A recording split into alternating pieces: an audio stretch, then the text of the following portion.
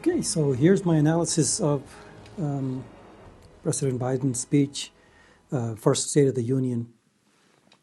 You know, he covered quite a bit, and I thought it was in my opinion, I thought it was a pretty reasonable speech.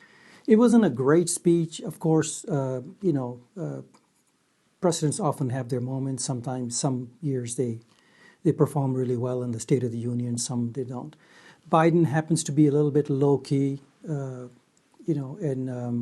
it's that was to me it was a breath of fresh air. I didn't mind that at all.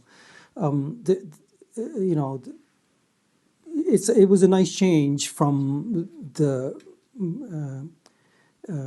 previous. So Biden being Biden, he basically kind of kept it low key, kept it kind of low energy. In some parts, got kind of really low, but that's okay. I mean, that's his style, and considering his age and all that, and I'm perfectly fine with that. But overall, the speech went pretty well. I would say I would give it a 90%, in my opinion. If I was grading it, I'm not in the business of grading presidents, but like I said, some of them have good speeches, some of them have bad speeches in State of the Union. Usually it's a give or take a little bit. So he covered a lot. The very first thing that I noticed that he mentioned in there was very first president in history to actually say Madam Speaker and Madam Vice President. So that was something that stood out to me too, and I kind of was was elated about that. So that was great. And then when you look at the things it was a general speech. He covered pretty much the State of the Union. As far as the way when he came in and what he was dealing with vis-a-vis the pandemic, and how it was kind of chaotic when he came in because Trump administration had kind of mocked it all up, so he started out from from that point of view. But when you look at the things he covered, that was pretty standard State of the Union. The way I was concerned, he took it from how he came in and what he had to deal with, and what are the current issues that the nation is facing. And he basically, took it one at a time. And I watched the entire speech, and I thought it was, he did pretty okay in it. So it was, it was his 99th day. It was one day short of the 100 days that. He wanted to have the speech on I believe, past the 100 days. That way he can, but it was right on the cue though. And then, he talked about the worst economic crisis having to do with, arising from the pandemic. Because no one had faced anything like this. You could, and he's correct when he says this is, something that was of dire consequences, because look at what it did to our economy. It basically flatlined our economy, and this is not something that we were used to. So he spoke about the worst economic crisis since the Great Depression. I totally agree with him on that, because it was of those proportions. However, when you compare it, it was still, the comparison is fair to compare it to the Great Depression, because they were also coming out of the Spanish flu, and then there was the stock market crashed, and it was a huge downturn in the economy, to say the least, when FDR took over.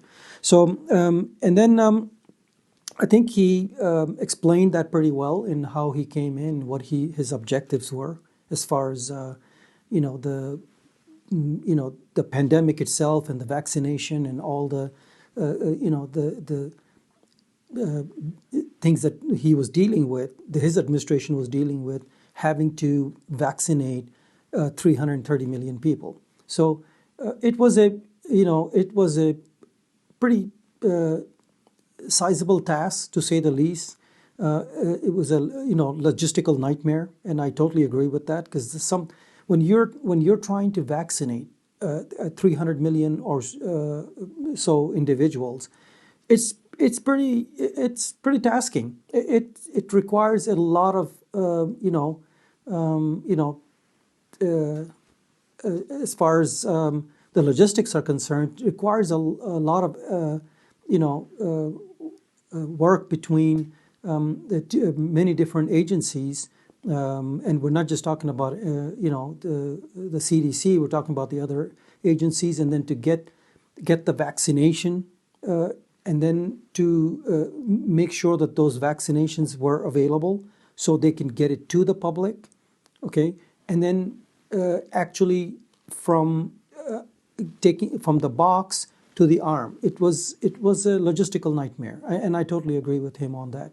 So so I kind of took it from there, and then the next, I think the point that he made was that the first 100 days, his goal was to vaccinate about 100 million people, and I think they accomplished that so far. So which was kind of right on. So that was great, and then he got into the next point was the worst attack on our democracy since the Civil War. He's talking about the insurrection at the Capitol, which no one saw coming. I mean, none of us, saw that. And he actually, basically stated that this was the worst insurrection attack since the Civil War, and I totally agree with him on that, because nothing like this had ever happened to us before, where protesters or individuals, from any group, actually walked into, the Capitol building and basically ransacked it, and waving the Civil War flag in there and stuff. So it was no doubt something that we were not used to. So I totally agree with that statement of his, where he said this was, a worst attack on our democracy since the Civil War. I totally 100% agree with him on that, and I'm glad he made that point, because when we look at the state of the nation at that point, where Trump was still there, Biden is coming in, and the uncertainty of what Trump was going to do, prior to him leaving, was extremely up in the air. He was acting like no other president had ever acted before. He didn't understand the basic norms. He didn't understand that the transition has to be very smooth, okay, and there has to be a very orderly transition. He didn't understand any of that. So back to the State of the Union address, worst attack since the Civil War, totally agree with that. Then he went on to explain the American Rescue Plan, okay, which deals with addressing the hunger situation, in the poor communities, and also, the economic situation as far as people living in their homes and having the threat of being evicted from there and stuff. And then he talked about the loans and, the PPP loan and all that. He didn't get into each and every one of them, but, he mentioned that the money was available for a lot of people. When he came in, addressed the $1,400 that came through his administration. And right after that, he went on to basically the 100 million shots that got into the arms of the people, which I think I already covered that part of it. Primarily, when I looked at his speech, he basically had covered pretty much everything in there. It was a great, it was, in many ways, it was a pretty great speech. And of course, there was some on the right saying that, oh, he's moving towards socialism and all that. Naturally, you're going to have that rhetoric coming out of the right. No surprise there. And then as if right now, when he's talking about the vaccination, as if right now, anyone from the age of 16 on up is eligible, which is a great thing. And I give him a lot of credit for that. That within the 100 days, he was able to accomplish that. And majority of the individuals, when you take a poll, American people are clearly saying that 60% of the population is saying that he's doing a pretty good job on, as far as the pandemic is concerned and the vaccinations and all that. On the economy and stuff, they're iffy on it. The numbers are not so high. But when you consider that the way he came in, the things that he went through in order to take over, and the way the transition was very bumpy. The prior administration wasn't communicating with his administration, incoming administration, as to what needed to be done and as far as where things stood. So considering all that, I think we are definitely on the right track with that. We also talked about economy, of course. When he got into the economy, he said the economy will be growing approximately 6%, according to the IMF, International Monetary Fund, that the nation will be growing approximately 6% this year. So we're way on our way to the recovery. I give him credit for passing the couple of the acts that he did with the American Rescue Plan, no doubt, very helpful. Got money into the hands of the public, which is what's going to revive the economy. At least it will start the engines revving back up again. So that was a pretty good point there. The next, I think, the other points he made regarding the pandemic, I think I would leave it at that. But he has other plans as far as trying to address what it is the nation could do, to prevent the next, pandemic, which everyone's saying that we could actually end up with another one in the next few years, because there's so many variants and this and that. And then once we see what damages were caused by COVID-19, everyone is on board that we're going to need to do something, and something pretty, something that, answers all questions as far as how to prevent the next incoming pandemic. And there is no arguments with anyone there. I think we all kind of agree on that. He talked about China and the competition with China, because he had a long conversation with the Chinese, the prime minister there, and he basically stated what the U.S. position was as far as the competition and all that, and made it very clear that the U.S. is going to be competing on the global stage, and why we're gearing up for that. And so he mentioned that conversation with Xi Jinping, and made it clear to Beijing that we're back as far as our positions in having to do with the trade, the competition in the trade, and then our presence in the Indo-Pacific area, which is a big deal to the Chinese. It's a sore subject for the Chinese, but we're not. President Biden made it clear that he is not there to cause some sort of a, like a incident with the Chinese, but they're simply there to prevent an incident with the Chinese as far as the Indo-Pacific area is concerned. And mind you, China is definitely going to test Biden on the Indo-Pacific area, because you could look at the way China is building all the islands there. They're looking to put a permanent presence in the Pacific, and they have been doing this for a long time, by the way. This is not something new. Anyone that watches it knows that they're actually building a lot of small islands there so they could have presence in the Pacific there. Australia is very concerned, so Australia being an ally, constantly in communication with the United States, and we have, I think Biden made it very clear to Xi Jinping that we're going to keep our presence there, and it is not to cause any kind of a problem with the Chinese, but it's there to actually deter one. And I agree with him.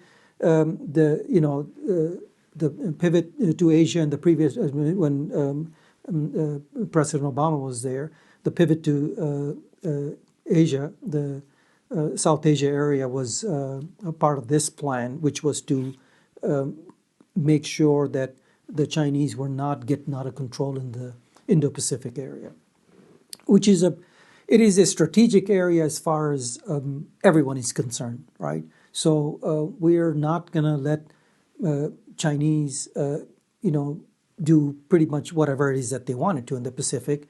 We need to make sure that we are in those waterways as well. So, the Chinese, I think, understand that, and they do understand that Biden is very methodical. He's very experienced. He understands foreign policy extremely well, unlike the predecessor.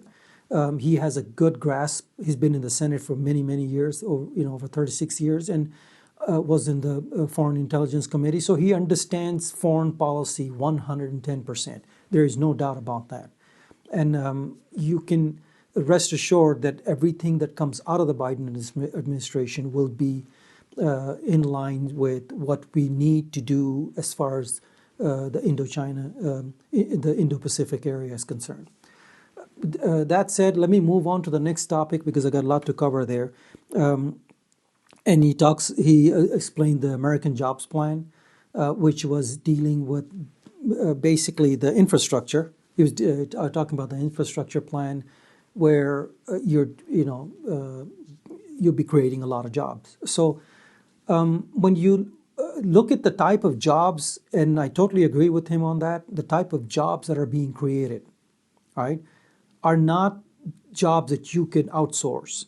So this is good news for America, and no doubt about it, because majority of these jobs, and this is according to President Biden, are basically jobs that one could do without 4 years of college, without even 2 years of college, and a basic high school education. You can get a lot of these jobs. So I understand all those who are wondering what those jobs would be, and once again, he did mention that there's a lot of Americans wondering what kind of jobs these are and who's going to benefit from it. There are jobs that many Americans can do even with just a basic high school education. They don't even need 2 years of college or 4. So that's the good news, and I think I really I liked it when he said that they're accessible to many individuals. They need to be because we're in such a downturn right now. The only way to get us out of this, similar to what happened with FDR, if you recall, FDR had to come out with a public works project. They created the Hoover Dam and had the bridges and highways and all that, and that's what got us out of the out of the Great Depression and created a middle class. And then he got to that. When he got to the middle class, I was pretty happy with what he said as far as the middle class was concerned. He didn't knock Wall Street. He said there's a lot of good people in Wall Street. However, that said, the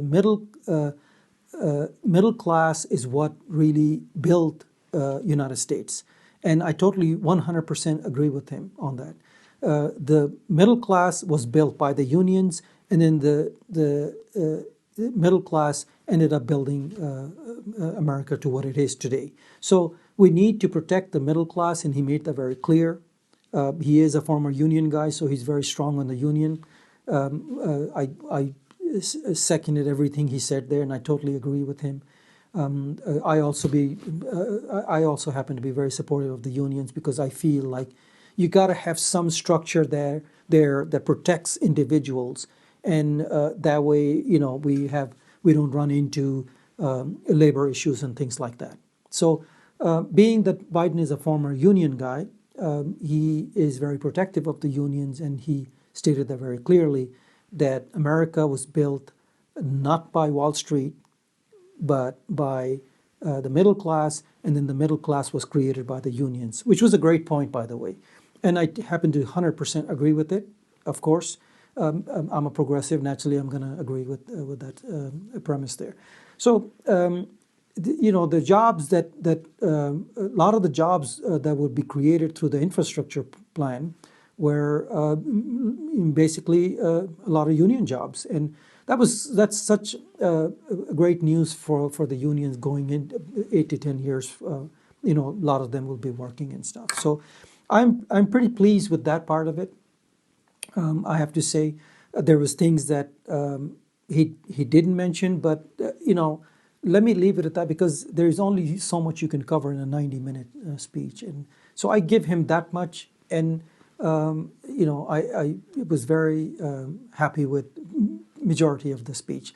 There was a couple of points in the end. I'm going to kind of give you my point of view and what I felt like he didn't elaborate on, or didn't come up with any kind of a policy position on it and explain what it was. It has to do with healthcare, of course. I think those of you who have been watching me a little bit kind of know that I was watching out for that. But speaking of healthcare, he did explain the fact that there are going to be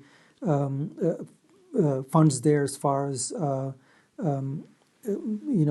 women that lost, approximately 2 million women lost their jobs during this pandemic year, because a lot of them didn't have help as far as taking care of their elderly parents, and that is a huge issue, mind you. There's 800,000 people, and I did do some checking on that. It really is very close to 800,000 people on the waiting list, trying to get their elderly taken care of. So it's a pretty long list there, and the waiting list is very long. So he addressed that. Anytime, at least, you're in a State of the Union, when a president is addressing something, doesn't mean that it's going to happen exactly 100% that way. That said, what it means is simply that he is asking Congress to work on some of the issues that he is talking about, as far as the elderly, and how there's a waiting list, and how 2 million women lost their jobs in the last year of the pandemic.